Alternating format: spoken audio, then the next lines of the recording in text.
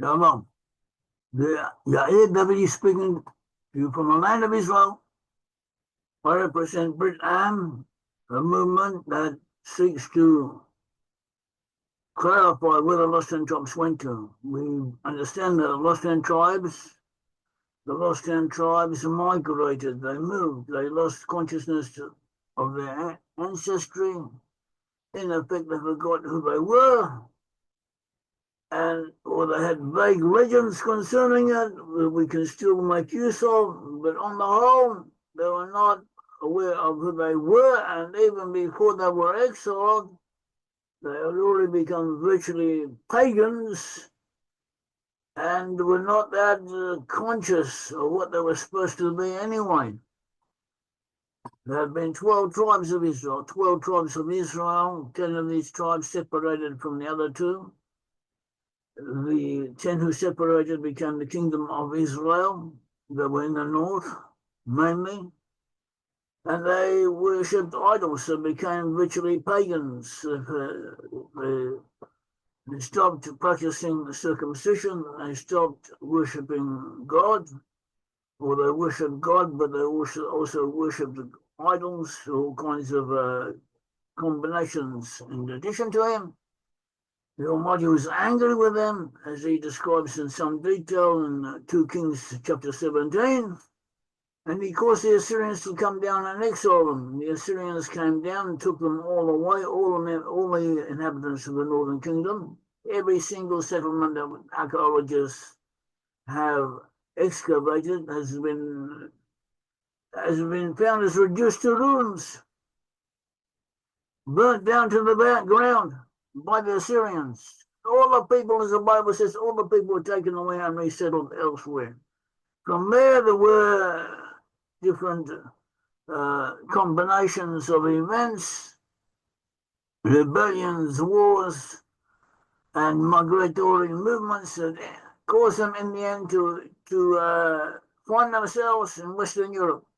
From there, they populated the areas of Western Europe.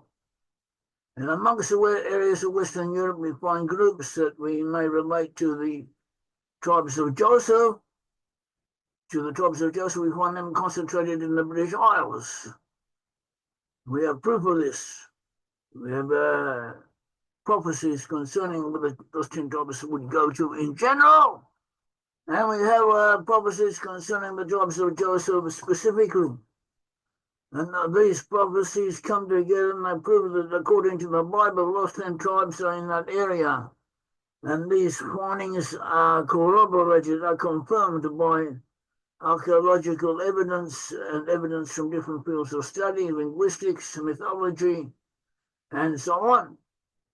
So that we find the lost tribes of Israel to be in the west, have gone to the west.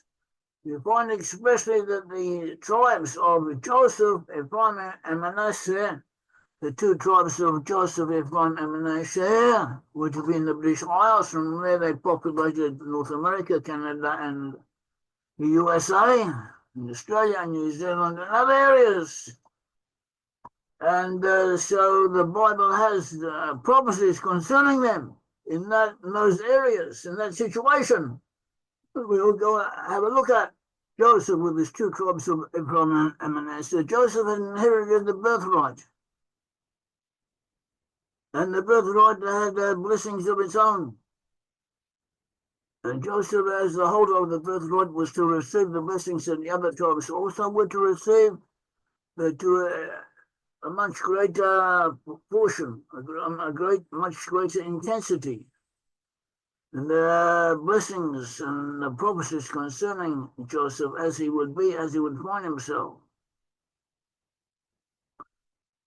And Joseph was destined to rule over India, to rule over Egypt, to rule over the Suez Canal, and to be instrumental in the transportation of slaves from Africa across the Atlantic Ocean. And he's also to rule over other peoples, to be the major world power, the main military might, to rule the waves and oceans of the world, to defeat Germany, Japan, and associated European powers. Joseph was also destined to become immensely wealthy compared to other nations. Joseph was to be known as a Bullcar. It's John Bull, a nickname for Britain, for England. And also he's referred to as an eagle, which in the Bible, in biblical Hebrew, could be pronounced as angle, angles. And he was to be distinguished by different types of government. He was to divide it into two sections. One section dominated by Ephraim, was to have an aristocratic type of society, whereas the other, that dominated by Manasseh, was to be based on the principles of responsible representation and capitalism. That is what the Bible tells us, not just history. The Bible tells us that. That is exactly how history confirms it.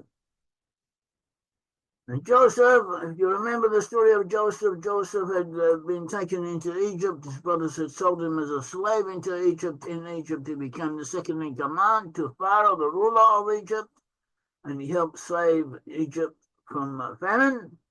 And he also helped save most of the known world at that time, the countries all around Egypt, also helped save them from famine, and he reorganized the Egyptian society, and he moved the peoples around within Egypt.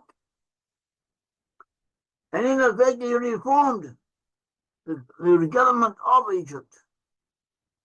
And this, he was a prototype, as if to say, as to what his descendants would do in the future.